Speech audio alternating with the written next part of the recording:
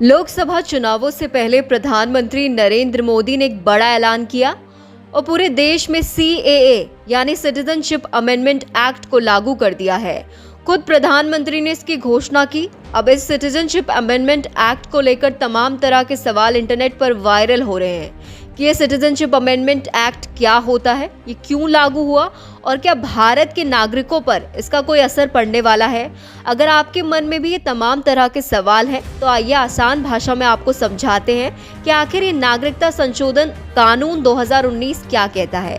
नागरिकता संशोधन कानून 2019 जो 3 पड़ोसी मुल्क पाकिस्तान, अफगानिस्तान, बांग्लादेश के उन अल्पसंख्यक यानी माइनॉरिटी जिनमें हिंदू, सिख, जैन, बौद्ध, पारसी, ईसाई समुदाय के लोग शामिल हैं, जो 31 दिसंबर 2014 से पहले भारत में आए हो, उन्हें भारत की नागरिकता देने का रास्ता खोलता है।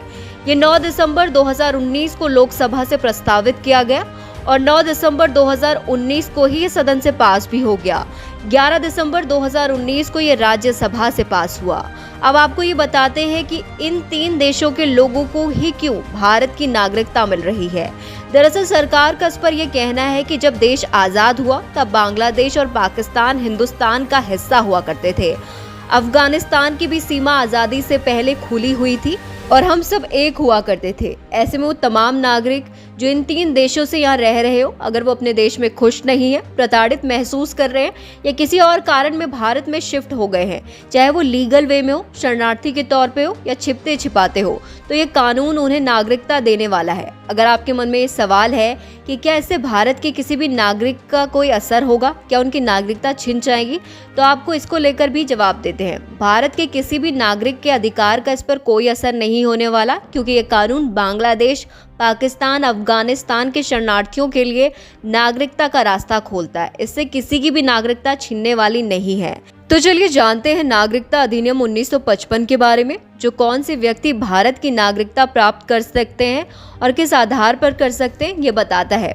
अगर आपका जन्म भारत में हुआ है या आपके पेरेंट्स में से या माता पिता में से कोई भी व्यक्ति भारतीय है या आप कुछ समय से देश में रह रहे हैं, तो भारत की नागरिकता लेने के लिए आप एलिजिबल माने जाएंगे।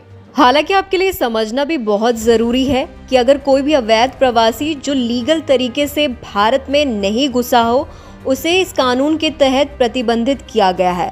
आपको ये बताते हैं कि अवैध प्रवासी आखिर कौन होते हैं, जो बिना वीजा के, पासपोर्ट के देश में प्रवेश करते हैं या किसी वैलिड डॉक्यूमेंट्स के साथ तो प्रवेश करते हैं, लेकिन तय अवधि से ज्यादा भारत में रहते हैं, तो उन्हें अवैध प्रवासी माना जाता है।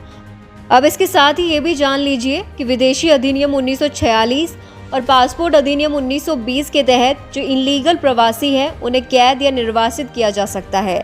साल 2015 और साल 2016 में केंद्र सरकार अवैध प्रवासियों के लिए कुछ ग्रुप्स को छूट देती है, जो 1946 और 1920 के अधिनियम से उनको छूट मिल जाती है। ये समूह अफगानिस्तान, बांग्लादेश और पाकिस्तान के हिंदू, सिख, बौद्ध, जैन, पारसी और ईसाई हैं। 14 को भारत आए थे।